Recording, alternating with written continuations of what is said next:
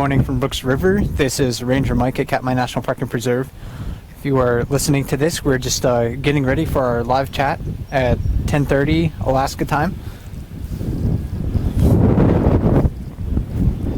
Watching a mother and her two very fat spring cubs. This is a mother that we haven't seen very often. We're not sure of its identification.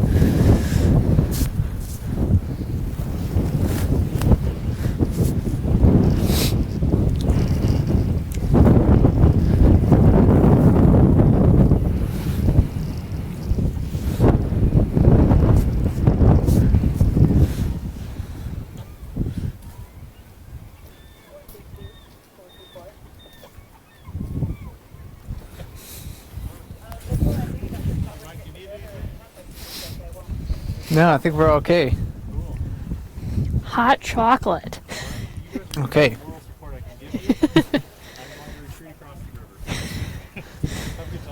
Thanks.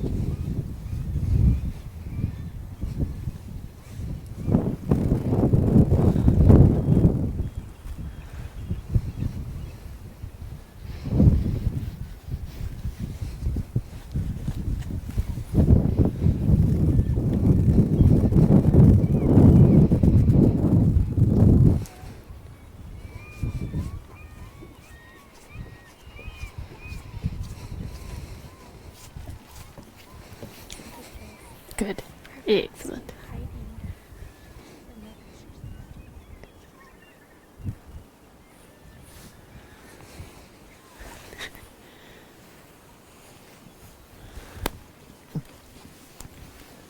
Do you think you could help me take So if off you're just the tuning hood? into explore.org and you're waiting for the live chat to start, we'll get started in 2 minutes at 10:30 Alaska time. I'm going to be interviewing Leslie Skora, who's the Brooks River Bear Monitor. So stand by for that. We'll get started in just about 2 minutes.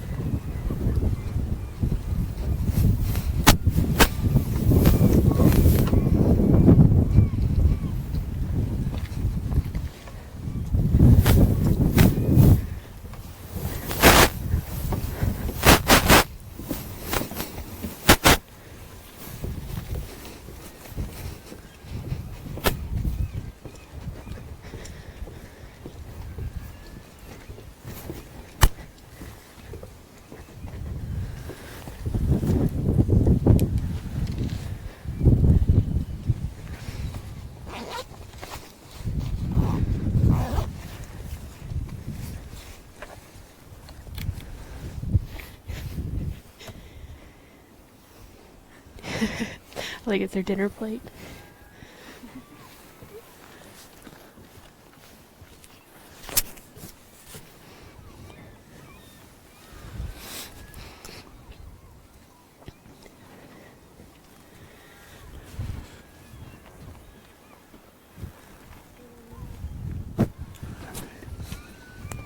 Ready?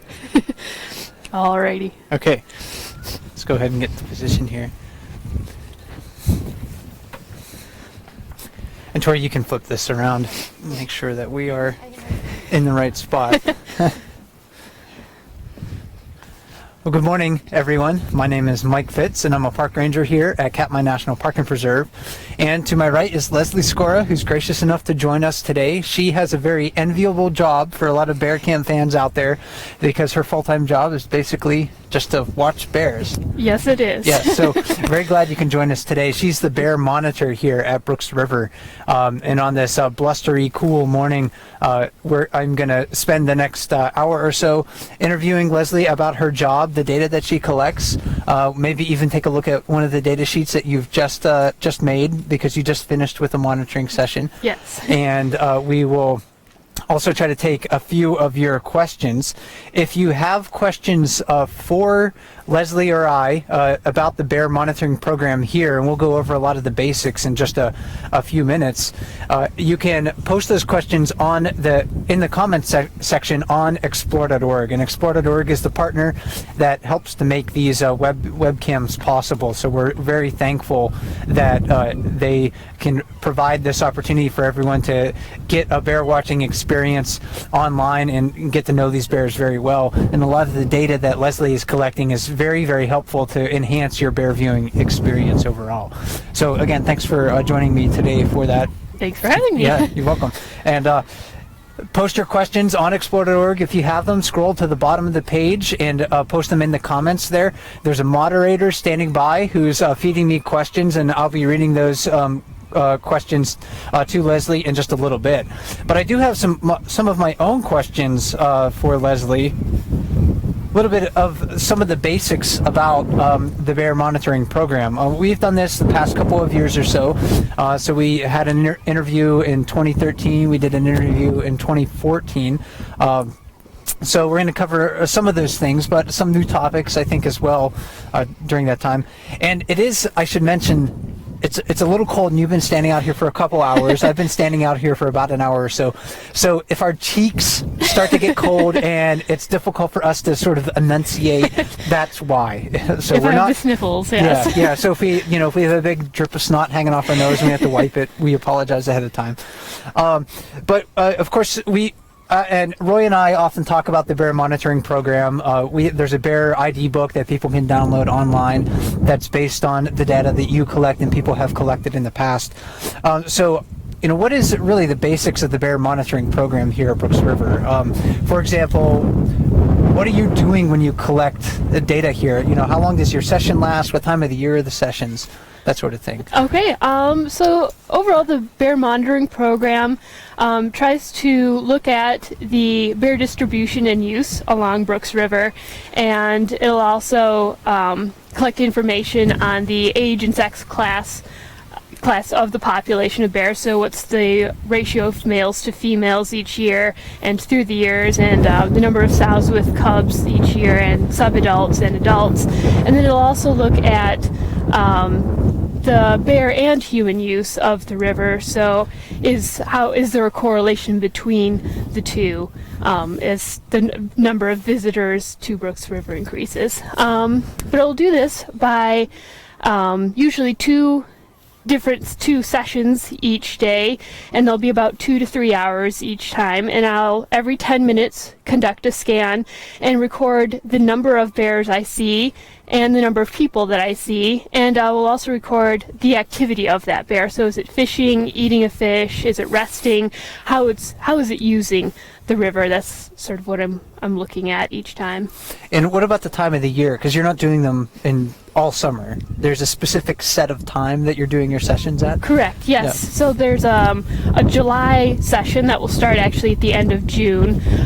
Usually it's June 27th, so anytime after that, and it will usually go to the end of July or perhaps the first few days of August. And then it will take August off since it's a slower time. The bears have traveled elsewhere, and occasionally I'll get the opportunity to travel to some of these places, such as the preserve. This year I was able to go to Moraine and Funnel Creek, where many bears do then congregate to feed on the spawned out salmon. And then I'll come back to Brooks Camp and start up in September or late August and kind of go until the beginning of October as they're back here feeding on the spawned out salmon. Yeah, and so we're almost ready to wrap up this fall's bear monitoring session. So this is, I think, the time of the year maybe where it's a little bit harder to do the sessions because it's cold. So it takes a little bit of time a little bit more mental preparation and maybe to focus on what's going on because it is cold and blustery and dark. Yes, darkness is another factor, having to cut some of the sessions a little shorter. And being able to see in the low light situation, even when the sun is up, it's often lower on the horizon, and so getting nice photos of the bears to capture in the fall, it becomes a little more challenging. And speaking of different locations and going to different locations, you're just not monitoring from one spot. Correct. You do it from 3 different locations here in the river, maybe only 2 in the fall though. Very true, yes. Yeah. So in July I trade off between monitoring at the falls platform. There's also a tree stand along the cut bank, which is mid-river, where I do some monitoring, and then here at the lower platform, and that's just in July. In the fall, I will monitor at the lower platform and at the cut bank stand. The falls is less of a place where bears congregate, whereas the thought behind the lower river and cut bank is more dead fish will wash ashore, and there's more bears that will be there, so it gives us a better look at the population, and it's time better spent probably for me. And at the cut bank too, that's a spot where we really haven't shown Bear Cam fans a lot of images from. I think the thought behind this is, and correct me if I'm wrong, that maybe different bears use the cut bank area versus what you see up at the falls and down at the mouth of at the river. It's really not a place where people concentrate, is it? No, there are anglers that come by, and occasionally some photographers will be walking the river. However, it is a chance to see bears and how they act without a large viewing platform. And sometimes there are bears that are less comfortable with humans that might be there. You might just see them briefly, and then if they see people, they might retreat. It's also can be a safer place for sows with cubs to fish, since in the fall many of the larger boars will be downriver, and so we'll get to see a little bit different activity, and sort of remove a little bit more of the human element there. And when you are from each one of these places, you're doing monitoring at the falls in July, you're doing monitoring at the cut bank and lower river in July, and also the rest of the year too. It seems that you're covering, your line of sight basically covers the whole lower half of the Brooks River. Is there a spot on the lower half of the Brooks River that you can't see from those locations? Nope, you're right. It is. Okay. It is pretty much covered. Some of the bend in the river way up from here, you can barely see. It's a little harder to see. Easier to lose bears in the grass that happen to sleep or just be motionless for quite some time. But yes, you're right. The whole lower river is pretty well covered. And this program's been ongoing since the late 1980s. The methodology, I think, of collecting data changed a little bit in the 1990s, so maybe we can't use the early 80s data with the 1990s data with the current year's data. But it seems like the early 80s stuff and now is being used or is collected fairly consistently in the same manner. So we have this record that goes back now, coming up on 30 years of information on the individual bears that use the river here, and it's very fascinating, I think, to find how these bears change over time in their dispositions or how they use the river. It's also really fascinating to see how they use different places along the river too. But it all goes back to the fact that we need to be able to identify the bears on an individual level. So how are you doing that? So if you're, how do you identify the bears, and what characteristics are you looking for to tell them apart? So yes, as I've been doing this for several years now, I've learned that I should definitely not rely on a specific factor. A variety is really key to being able to identify bear through time. But the first, most obvious that usually comes to mind is a bear's color. Its coat is either light or dark. Its ears might be blonde or dark. And that, the problem with that, though, is that it will change through time. In the fall, we notice that so many of the bears are darker. They've shed out their coat, so you have to learn that. But typically, a bear who has light ears in July, say, will come back and tend to have light ears, and will shed and have a similar coat in the fall. The other is size.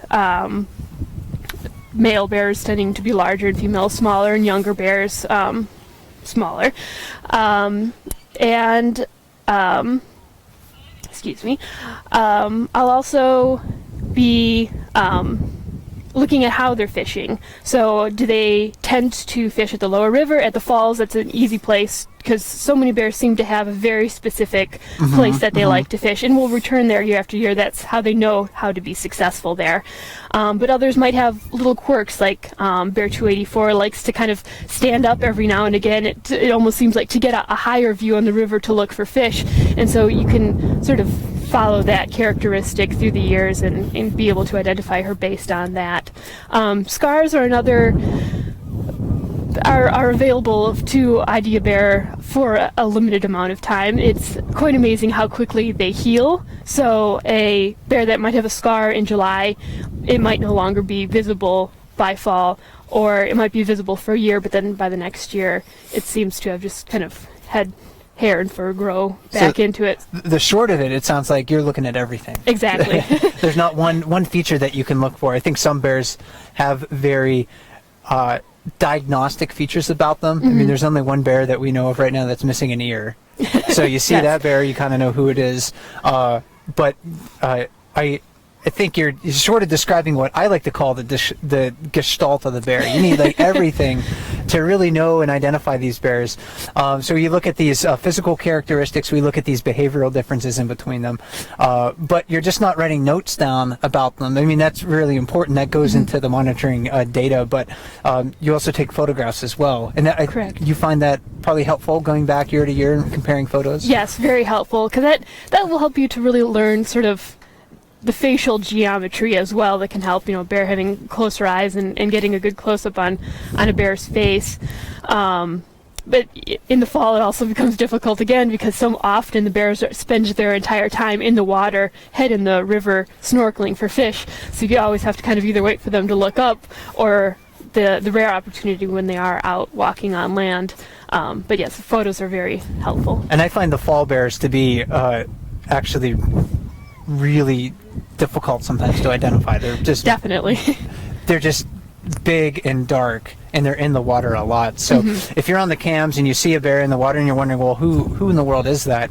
We probably are also scratching our heads much of the time thinking, well, who in the world is that? So it's perfectly all right if you don't know a bear. If I see a bear in the water and I can't identify it right away, I often just look at it and just sort of sit back and just enjoy the bear. Exactly. It's maybe a little bit different for you because you have to pay very close attention to its physical features and what it's doing, maybe identify it in the future. But yeah, there's a whole host of things that you have to look for. Look for everything to try to identify bears. Definitely. And it takes a lot of time too. Was it easy for you at first? Definitely not. Okay. I would sometimes even get nightmares. You close your eyes and an image of a bear pops in your head. You go, oh my gosh, I need to identify it. And even now, this is my third season doing this, and yeah, it almost becomes frustrating in the fall because you feel you should be able to identify the bear, but they've just undergone such a change, gained so much weight, have a new coat. Sows that have cubs for the first time, they may shed their coat later. They may have a different shed pattern than normal, and they might be using the river differently now that they have to protect cubs, so it becomes a whole new element as to being able to identify a sow with cubs. And one bear in particular that looks a lot different this year versus last year, I think, is number 94. She has Yes. 2 spring cubs this year. She was very fat. She was around a lot last year, but I don't know how many people noticed her because she was just waddle through. She's just another big fat bear. But now she has 2 cubs. We haven't seen her. I don't know if you've seen her recently. I haven't seen her in about a week. Correct, me as well. Yeah, but she looks a lot different this Yes. year. So yeah, we get tricked all the time. Definitely. It's quite common to confuse bears from time to time. That's why when people ask me on the cams, who's that bear, I often try to defer to you. And we may have to wait until October sometimes, or late October, to really before you can assign a number. And that kind of gets to the next couple of questions. We often refer to bears. Lots of things are blowing around here, so we apologize for the wind noise. We often refer to bears by a number. A lot of times they acquire an informal nickname, and that seems to happen just sort of organically. But there's more of a rhyme and reason behind the numbers and how they are assigned. So how do you assign numbers to the bears? Right. Yeah. So usually at the end of a monitoring season, so at the end of July, I will go through, and each time I've identified an individual, taken photos of it, written a description of it, and as long as it's been seen for at least 2 sessions, it will then receive a number if it is on its own. So cubs don't get numbers as long as they're under a sow's care. But yes, a sub-adult and adult will that we can't place as a bear that has already been identified. And numbering happens that each year we'll just start in a different 100 section. So last year we had, like, bear 500 was numbered. She was the first bear that was numbered that season. And the next bear would have been 501 or 502 and 503. And this year will be the 600s. So new bears that have been identified will be given 600 numbers. And if a number has already been used in the past, we won't use that number, and we'll wait 5 years if that bear hasn't been seen until we recycle that number. Okay, people are sometimes wondering, like, how long would it take before we reassign, like, 608 or something like that, which is a bear that we knew for a long time here, hasn't been seen in the last few years, but maybe that number will be recycled. But we don't have all the numbers in the 600 series occupied right now, do we? Correct. No, we okay. don't. Okay, so there's quite a few numbers that are available, and within that 100 series, it's up to you really to choose. You can just pick if you wanted to pick 601 or 600, or I'll usually go wherever it seems it was left off before. So Okay. perhaps they left off at the 630s, let's say. Okay. So then I would go to 640s and go through the database and see if there were any bears that started in 640s, or how many other bears there were in the 640s. And then if, say, there were 2 other bears already identified and seen recently, I would probably then go to the 650s. okay. And just kind of keep moving around. All right. And so next year we can look forward to the 700s. I guess. Exactly. People are always wondering about how many bears are here. We have rough estimates for, past years, or not rough estimates, but pretty good estimates for past years. This year, I'm always hounding you for a rough estimate because people on the cams want to know. So what was your sort of rough estimate for bears identified in July, and what about September so far? We're not through with the monitoring session yet, we can still have many bears showing up. But what about July and September this year? So July we had about 35 individuals that were identified. I think about 5 will get new numbers. Okay. And that's either just because they might have been here in the past, but we can't for sure ID them as a specific bear from a year's past. So it will get a new number then. And then in the fall, so far, we've seen around 30 bears. And this is a little bit up from last year, but it's slightly lower than, say, 5 years ago. All right.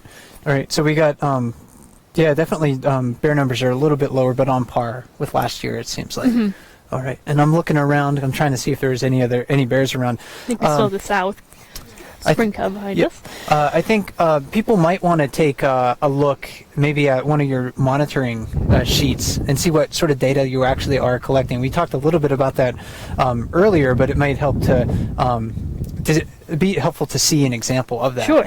So it blew on the ground here. Exactly. For behind the camera here is Tori Anderson, who's volunteering for the bear monitoring program right now. So we might have her zoom in on this monitoring sheet and take a look.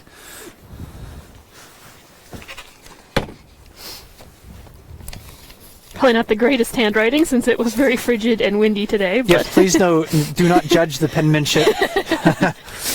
And not the most active active days. Hopefully we can sort of... So hopefully you can see this on the cam here. It looks like you... It looks like chicken scratch, but I can make sense of it, I guarantee you.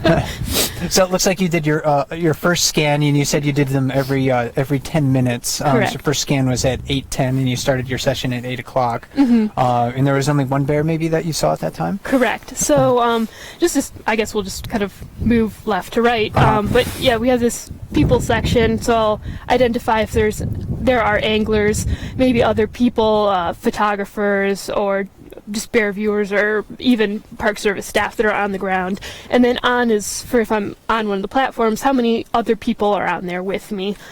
And the sort of little subdivided sections are because I will scan below the bridge and record as one sector, and then above the bridge is another sector, just to kind of differentiate.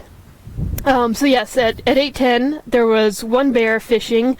I identified it as bear 289, and I also at the bottom have then taken some photos that I record. That's bear 289, and if it's the first time I've seen her this year, I'll write a description. Especially if it's a bear I can't identify, I will be vigorously writing notes, trying to write what its ear, the shape, and all the characteristics I had mentioned before about trying to be able to identify a bear. And then we also have a separate section for females with cubs, that's what it stands for, and females with yearlings. Mm-hmm. Any activity. So at 8:40 we did have a sow with a yearling move through. I wasn't able to identify her because that was the one that had been shown earlier. So I wrote the number 2, and I was just going to kind of reference more and have descriptions. And Tori, the volunteer, has taken some photos, so we'll be able to look back and kind of go through our database of other photos and bear descriptions to be able to hopefully identify her or give her a new number. And then one other thing maybe that we have on the sheet here that's kind of important is what zone the bear is using oftentimes. That's the river here is divided up into different zones depending on where you're at. And which zone would we be in down here if a bear was downstream of the bridge? Right, so yeah, that would be it would be zone 3. Okay. So yeah, like I was saying, the below the bridge would be the lower zone, and then above is zone 4. Okay. And same at the cut bank, there's basically the riffles are their own zone, and then everything below it is sort of a mega zone. So you have, how many of these data sheets do you end up collecting throughout the course of the summer? You have 2 to 3 sessions a day. Correct. For July, 2 to 3 sessions for September and October. So I guess you could easily multiply, 3 times 60, and it's a lot of data sheets. And sometimes it gets really, really busy with bears. How long does it take you to really enter this data into the computer, into the database? It takes a good while, especially because there are 2 separate databases that I'm working with. One is just entering that there was 1 bear fishing, or like U stands for 2 bears that I couldn't identify their activity. Perhaps they were standing behind a clump of grass. I knew there was a bear there, but I didn't know what it was doing. Or standing. And so basically that one is dealing with just pure numbers and what the activity is. And then the second database is more along the lines of the bear book, and that's going to be how many of the bears this season are male and female, and which ones were identified, how many individuals were identified, and sows with cubs. And so that's sort of what will be written more down here. When did we first see that bear in a monitoring session? Did it arrive late or early or late in the season? So yeah, it's almost like I have to enter each sheet twice. So it takes a good amount of time. That's usually what I end up doing in October or in August if I'm not doing any monitoring somewhere else. It's just data entry. Yeah, and this is, I guess, a reason why often we don't know, or I can't glean the information from you right away like we want. Exactly, yes. Because it does take a lot of time to enter that data. So thanks for sharing that sheet with us. Before we get to some viewer questions, and we'll try to get to those in just a moment, I have one more question for you. What was one memorable non-bear wildlife sighting that you've had this year? You get to sit on the river a lot. You travel to Moraine and Funnel Creek. And got to watch bears up there in August. So bears are really fun to watch, but you got to see, there must be other critters that show up from time to time too. It is. It was a great year for some other wildlife viewings. I know we had a wolf around the Oxbow Island June and July, so that was really exciting to see. But I would say that I was definitely very excited to have my very first wolverine sighting while I was at the preserve, monitoring it. Oh, fascinating. And yeah, it was a day when I was getting a new assistant to help me with the monitoring, and we were climbing a hill, kind of getting the lay of the landscape. I was showing her around, and just on the back side of the hill, there was something sort of running alongside by some shrubs, and I had always wanted to see one. It was kind of one of the species on my life list, and so I couldn't even remember the word wolverine, but I just tackled my partner. I was like, oh my gosh, there's wolverine, that's what it is. And so we stood still and kind of watched it, and it jogged along a little bit, stopped and looked at us, and then eventually jogged on down into probably some blueberry patches or into the shrubs. A lot of ground squirrels up in that habitat? Yes, okay, so maybe it was out on a patrol. Yes. Okay, all right. Yeah, it's fascinating to stand out here and watch the bears, but I think it's an important lesson is to be looking for a lot of the other things that may show up, because you just don't know. There could be a wolf, there could be a giant moose that walks through, and we've seen that a couple times exactly. this year. Or you get really lucky and you see something awesome like a wolverine. Yes. So I think those are most of the questions that I wanted to ask about the bear monitoring session. I know that there are some viewer questions in our queue. So we'll try to get to those over the next half hour or so. And if you're joining us late, my name is Mike Fitz. I'm a park ranger at Katmai National Park and Preserve. And today I'm interviewing Leslie Skora, who's the Brooks River Bear Monitor. She's done this the past 3 seasons, and she's giving us a bit of her time to give you some insight into the monitoring program and the data that is collected. If you do, we have a lot of questions in our queue. We'll try to get to as many of them as possible. If you have some additional questions for us, please post them in the chat board on explore.org. On any Bearcam page, scroll down to the bottom of the screen and you can post the questions there for us. So let's see here. There's at least 12 in the queue already, and I'm sure there's probably hundreds more posted in the chat, so we're not going to be able to get to them all. Let's see. I think a lot of these we ended up covering at the beginning. But the second question here in the queue I'm seeing is maybe one that you kind of touched on just a little bit. But are bears monitored in areas other than at Brooks River? You mentioned going to Katmai National Preserve. So what's it like up there? Can you kind of describe the habitat up there, the terrain, and what you're actually collecting? What sort of data you're collecting up there? Sure. So at the preserve, it's a lot more open tundra. So I was kind of compare it to if you were able to climb up on top of Mount Dumpling behind us. It's a great tundrascape, and the landscape is very similar to that. Only it's sort of a valley that has a river running through at the base, and then the kind of mountains along the side, and it becomes great salmon fishing habitat. And there's a number of bluffs that overlook the river, and we've chosen 2 sites on the top of these bluffs to look and monitor bears. Similarly to how we do here, we didn't break it into different zones. It was just purely a matter of how many bears are there, and we record very similarly that what the bear's activity is it fishing, eating a fish, or interacting. This year I recorded a number of different bears playing. They seemed very fat, happy, and content at the preserve. So sometimes we'd have even like 4 usually younger bears, so sub-adults, just playing with each other out in the open, and it seemed to go on for half an hour or more at least. There we're not able to identify individual bears and number them like we do here, just because we only get such a small window of opportunity. I was only there for 2 weeks. And so there it's just more of a matter of recording how many females we can identify, how many males, how many sows with cubs, how many cubs that sow does have, and if they're spring or yearling. So we try to still get the population demographics that way, but and we'll take photos, but it's a lot harder to identify a bear just in such a small window of time.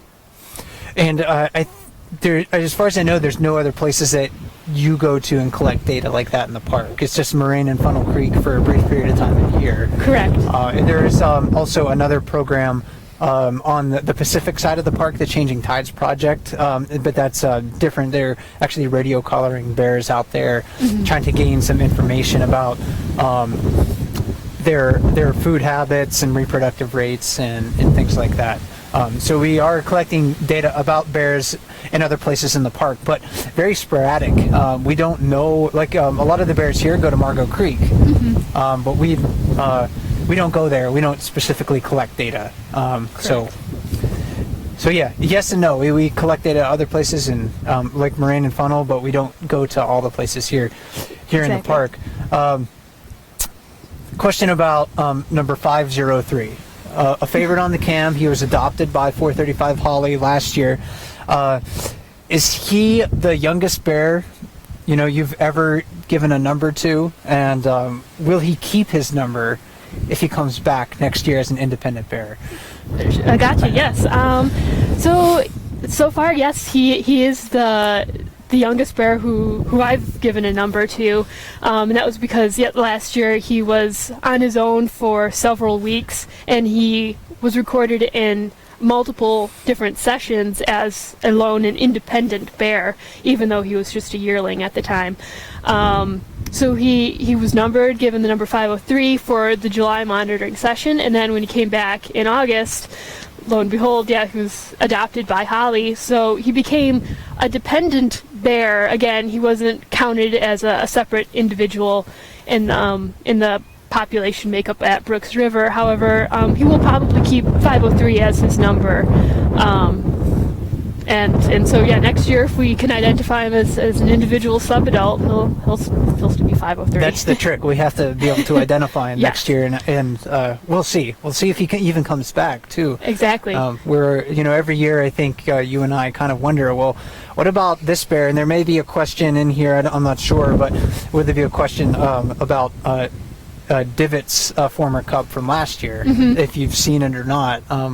I don't know if I've seen it. I don't know if you have an inkling if there maybe was running around or not. Yeah, pretty sure it'll get a number for July, because I was fairly confident, at least, it's its own individual now, so whether or not it truly is Divott's cub, we can't 100% say for sure. However, it was at least a very fitting sub-adult that will probably get a number for July, but I can't say for sure if it was around in the fall Okay. session.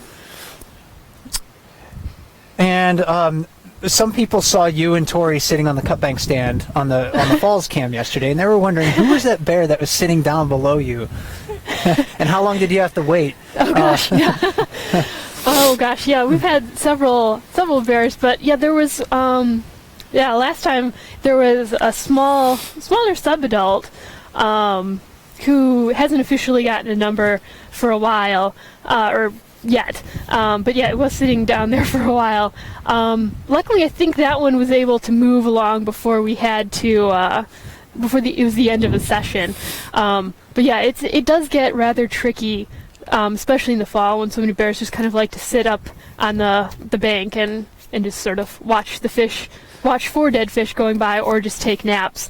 We also had Holly and company sort of hang out beneath us for a while, and that was at the end of a session. So Dory and I were just kind of hoping for a window of opportunity to be able to go home, and especially when it's getting darker out. That's always the challenge, and not getting stranded in the dark on a tree stand in the woods. Yeah, because there's no trail or anything that goes to the tree stand except the bear trail that you follow each and every day. Yes. So you have to basically bushwhack your way to the tree stand, and in the dark. Not sure how fun that is. Yes, no, definitely not. And it's slippery and full of roots, and we do encounter bears on the trail on occasion, and so it's not something I would really want to do in the dark. And we talked a little bit about bear numbers earlier and how many bears are here in July and in the fall. But how many, rough estimate, or maybe even if you could say it's less than a majority or a majority of the bears that you've seen this year are the same bears that we saw last year? Yes, I would say a majority were the same as last year. I think occasionally you get bears that have skipped a year or two. Like I know that there was, I think, a couple that I had seen in 2013 that hadn't seen in 2014, but were seen again. And so yeah, we will get that occasionally. And then there's also just the factor of how many bears in the fall were the same as July, and a good number are the same. But there's definitely different ones, or just bears that we can't quite connect that is the same bear as a July bear that we've identified. So always a challenge. And of course, I think a lot of people are jealous that you get to watch bears so much, and you get to observe them fairly closely. You get to hear them as well. Maybe that's something that we don't. People watching on the cams don't have the opportunity to do very often. We don't really have our microphones on very much for a variety of reasons. But when you hear something like a mother making noise?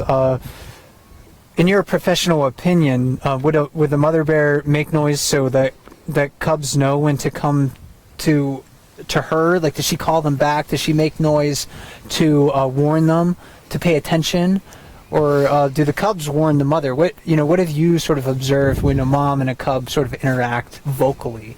Gotcha. Yes, we do get to hear those sounds, and it is pretty remarkable. But yes, I'd say often it's the sow, the mother, who makes noise, and it's usually sort of a huffing noise to her cubs, or it may start as huffing, and then if it's more of a threat, then we'll hear jaw popping. But that's usually the sound that sort of alerts the cubs that, hey, something's not right, let's all either group up or move on, follow me. Occasionally I'll hear cubs make the same noise if they are suspicious of something. They'll often be standing up, looking around, trying to look over this tall grass that we have. And so they might occasionally huff out to kind of say, like, whoa, like, Mom, there's something a little questionable out there. Or even just to each other, if one's fallen behind. I've heard them just sort of huffing. But it's something you really have to listen for. It's not like you'll hear roaring or growling usually. It's usually pretty kind of discreet. And I was surprised that bears are pretty quiet overall. Yes. When you watch television shows, they're always making noise. They're always like grumbling or making some sort of vocalization. But I don't know how often you hear that. For me, I don't hear vocalizations all that often. Correct. Yeah. Usually it's either two dominant bears just kind of arguing over a fish or a fishing area, or occasionally I notice yearlings kind of tend to make maybe a little bit more noise when they're fighting amongst each other for fish. They might just kind of let out a whale grumble, and it can sometimes sound terrifying, like they're attacking each other, but really it's just a little sibling rivalry. Like all siblings love to do. So people are wondering a little bit about your background. How did you get interested in being a bear monitor, and what's your education? What's your short story of coming to Katmai, I guess? Oh my goodness, it's so many park rangers don't seem to have a short story. It's all a weird web of being able to end up where you are. But I have a bachelor's degree in natural resource management, and through summers and tried to gain experience, during school and after school, after I graduated. My first job was working at Glacier Bay National Park for a master's student who was studying kittlets and murrelet, and I was able to help him and work closely with the park. However, it was actually for the grad student who I was working, and afterwards I stayed on to volunteer at the Park Service, and I volunteered for the bear management people that were there, and there was also a grad student doing a project on bear genetic studies. Okay. And so I went and collected hair samples from rub trees that he had marked, and so that kind of got my foot in the door with studying bears and with working with the Park Service, and was then able to prove myself worthy to work for this organization, and was able to get hired on the following year at Glacier Bay, and after that it led to me getting the job here. So it's a matter of showing you're dedicated through volunteering and a good worker, and then gaining experience through those, either volunteering or finding jobs and winter work as well. Yeah, often I think, and most I think park staff will say that they started out maybe not in the position that was perfect for them right away. Or maybe you just had to volunteer at a task somewhere else. Excuse me, I could feel a little bit of snot running down my nose there. Well, hopefully that didn't show on the cam. But you often do have to volunteer at a position somewhere else.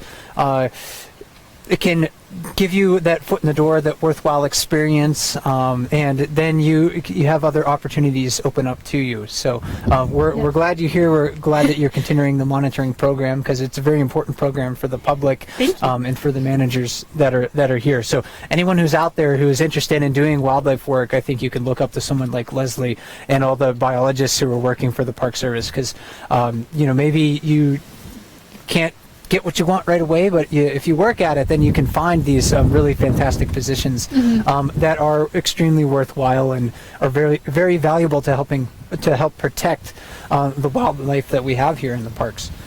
How many? Another question here about the 9th in our queue here. How many adult bears have you seen so far this year that have not been identified? Sort of rough estimate.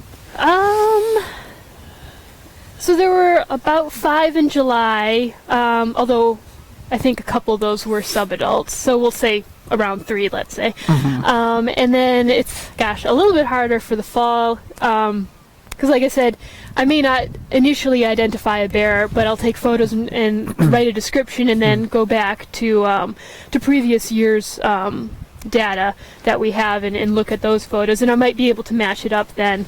But I'd say maybe more like 5 to 7 in the fall of unidentified adults. I'm going to hold you to that. I'm going to look in the database and I say, well, she said 5 to 7, and I only see 3 here.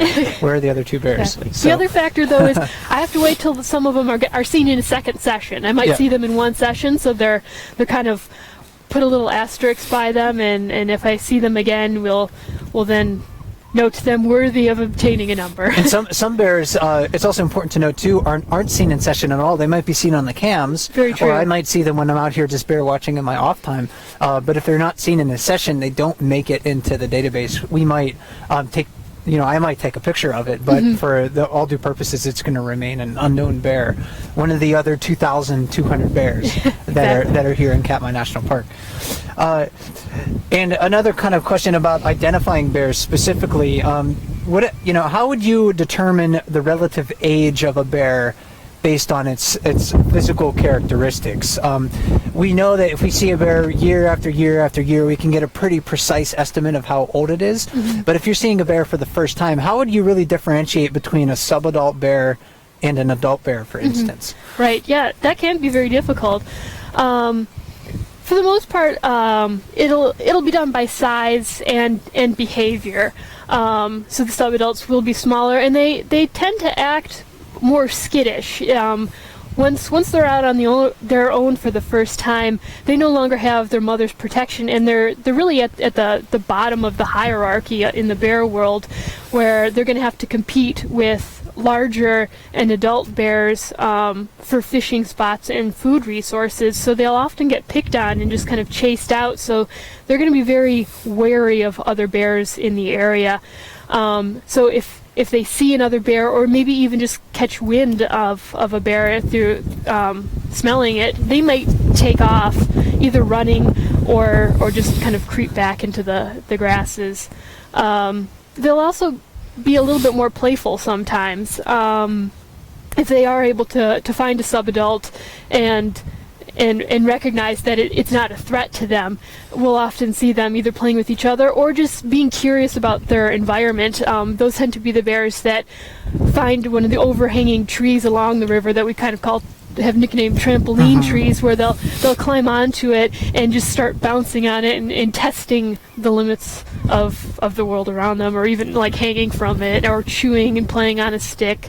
And so it's kind of just that playful attitude that'll tend to get a bear labeled as a subadult as opposed to adult. But it isn't a black and white sort of designation. We might put in the record books that it was borderline subadult or adult if we just weren't sure, and that might mean that it's maybe 5 or 6 years old, maybe 4. We're not quite sure, but yeah, it's hard to tell. Exactly. Okay, and really mature adults, you can usually pick those out pretty easily. Right. They'll tend to be able to put on a really good fat supply in the fall. They'll usually be larger and just kind of more confident with their set routine of fishing and maybe more able to stand their ground if approached by another bear.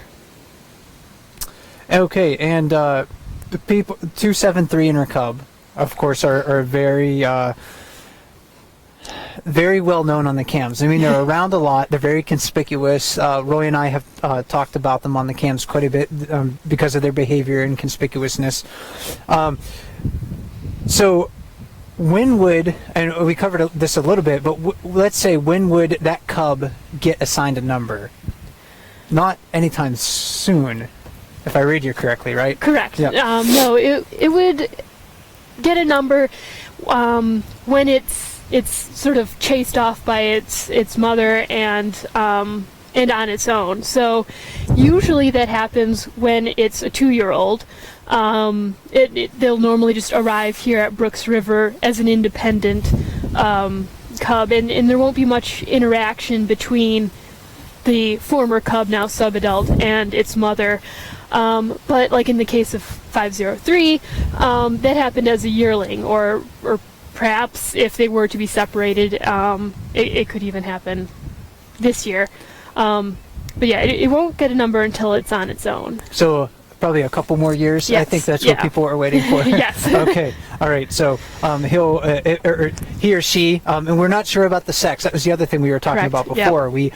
I know a lot of bear cam fans are pretty convinced it's a male, but we have not seen conclusive evidence here.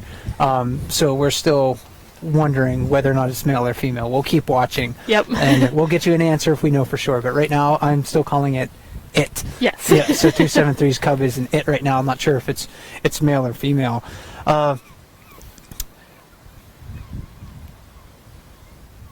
Let's see. Are there any bears that have surprised you because they've changed so much in their appearance from July to September?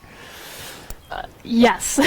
It's gosh, I can't quite think of an example yet, but well, now I can. So like 94, who we didn't see this July, but this year when we did see her in the fall, just looked drastically different. I mean, normally she's round, fat, and happy, and just kind of walks out on the spit and plunks down and either stares sort of dreamily into the water and or is fishing in the lower river. But yeah, this year there's no bear sitting on the spit, and instead she has cubs and had much a shorter coat and even blonder than I had ever seen in years past.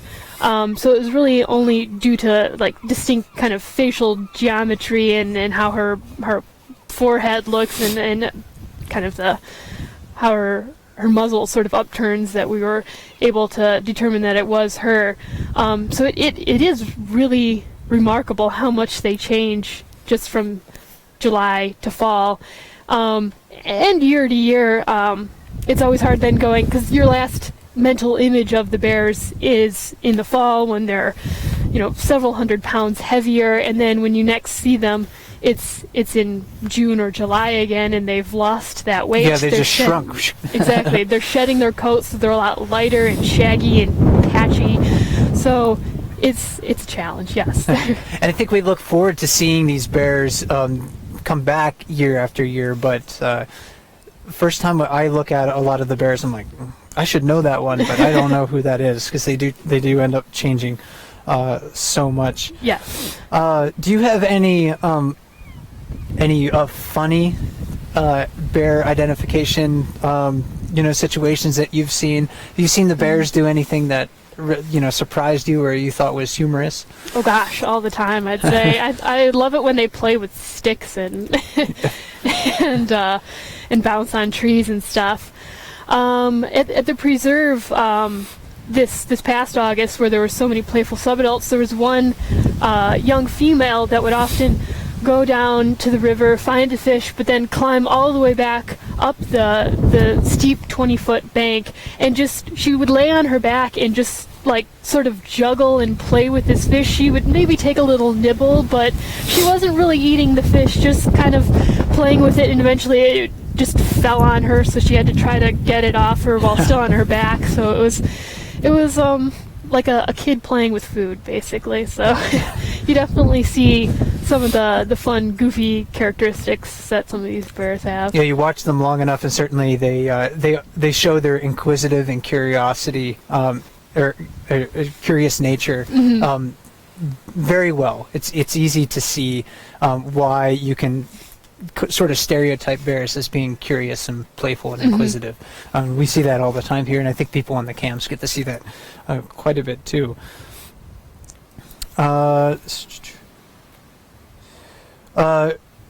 No pine martens this year. People were wondering about that. Unfortunately, no. Okay.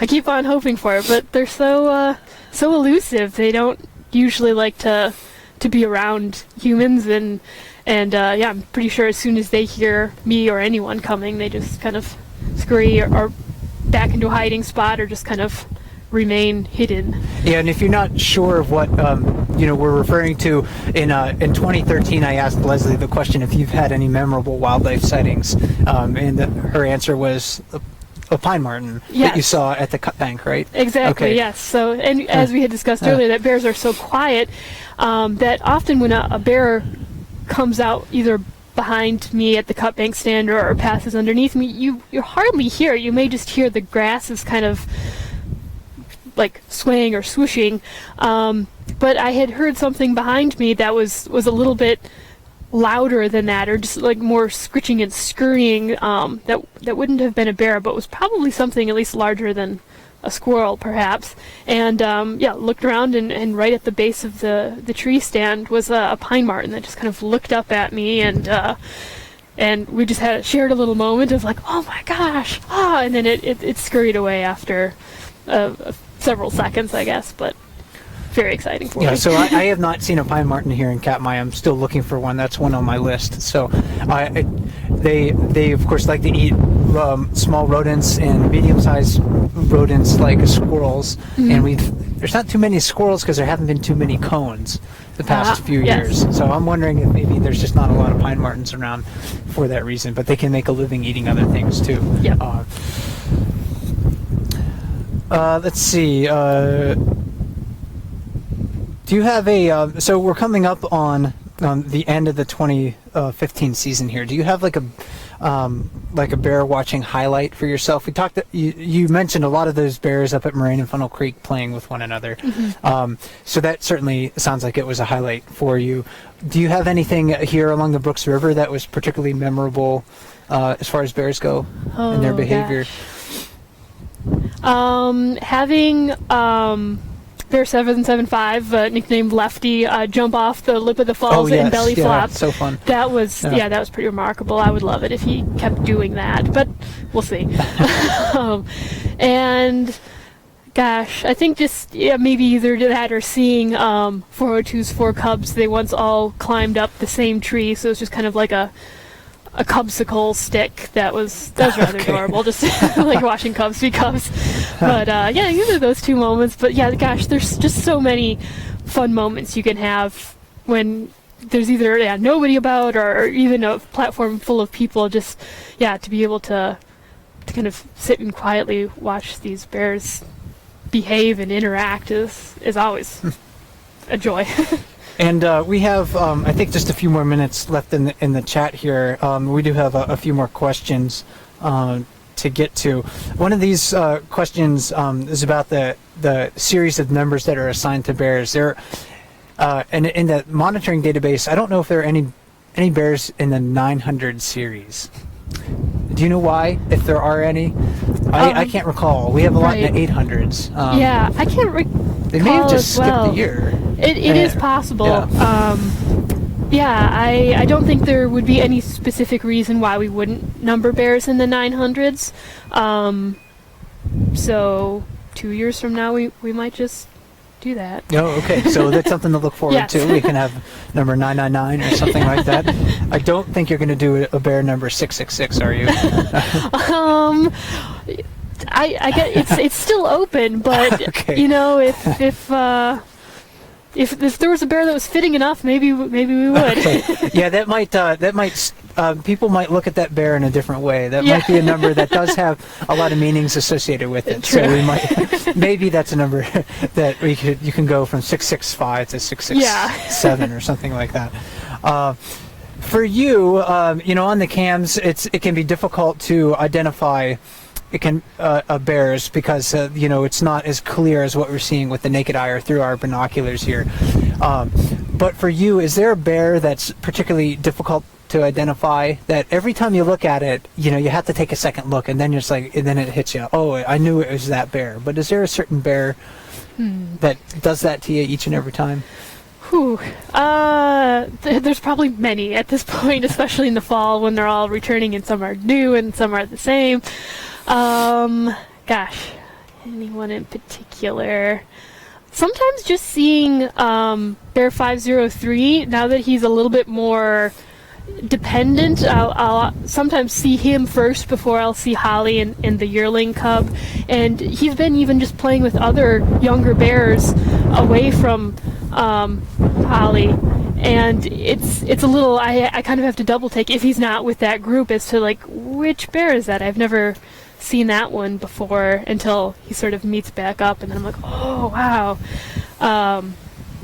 So that can be challenging. Otherwise, sometimes it's just the bears that aren't as visible, aren't as present, that might just show up a few times throughout the season that you don't get a good look at how they're changing weekly or even day to day. Those can be a challenge. I can't think of any other specific bears, but there's definitely challenges. All right. And last question here in our queue. Did you get a chance to see any of the moose that have walked through this year? No, I think I just saw one up at Brooks Lake, but unfortunately I missed the moose that was on Grassy Knoll and some of the other ones. I was very sad because I saw some photos and that. And you have not, really so you have not seen any bears interacting with moose here? I haven't. No. All right. Not this season or any season. We don't see too many moose around here. I think the few that we've seen this year is kind of above average for the number of sightings. So Right, yes. It's been more than I've seen in years Yeah. past, so it's exciting. So something to look forward to if you're looking forward to more to see how bears and moose interact with one another. I guess just keep watching. That's maybe the only way to find out. So you might see some things on the cams that Leslie or I don't or miss out here on the river. So, but yeah, it's almost 11:30 Alaska time. So we've been online for about an hour. I'd like to thank you again for joining us today. Thank you for having me. Yeah, you're welcome. We'll do this again some other time. Maybe Sounds next year great. we'll do the annual interview with Leslie Skora. Again, if you're just joining us late, Leslie Skora has been my guest. She is the Brooks River Bear Monitor, and she collects data up and down the river here, very specific data that helps to improve the bear viewing experience at Brooks River, and also helps park managers monitor trends in the bear population and activity here at Brooks River. So yeah, thanks for your time today. Look for one more Brooks Camp live chat before we go home, or back to King Salmon at least, at the end of the week here. So we'll be for a time and a day to be determined, but that's coming up. Yeah, but thanks one more time, and Thank you. we'll talk to everyone sometime later this week.